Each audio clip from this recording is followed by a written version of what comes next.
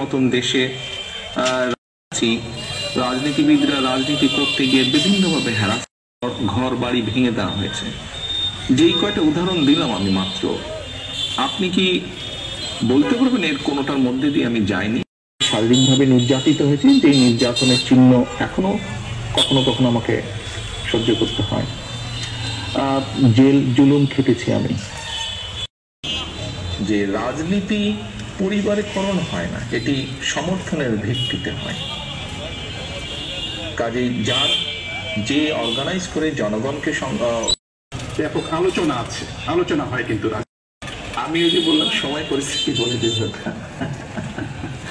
একটু আবার আপনাদের নির্বাচন সরকারের দিকে যাই। বিএনপি সর্বশেষ তাদের প্রত্যেকের বিচার হতে হবে এবং এই 19 বছরে আমরা বাংলাদেশ বলি, পুরো বিশ্ব গিয়েছে।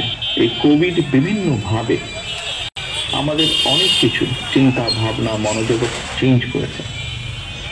ঠিক একইভাবে যদি আরেকটি বিষয় আমরা দেখি, এই যে আপনার সাথে আমি কথা বলছি অনলাইনে, এই যে আইটি বা সোশ্যাল মিডিয়া, এই পুরো বিষয়টা ভালো কিছু করার জন্য মানুষ যাতে আজকে যেমন আছে আগামীকাল যাতে একটু বেটার থাকতে পারে, কি কিভাবে সেটা করা যেতে পারে, কে কোন শ্রেণী কিভাবে একটু বেটার থাকতে পারে, সেটাই থাকবে আমাদের সবচেয়ে না পারার প্রশ্ন। বিএনপিরও অনেক নেতা অনেক সময় বলেছেন যে কোনো আমাদের অনেক কিছু চিন্তা ভাবনা মনোযোগ চেঞ্জ করেছে।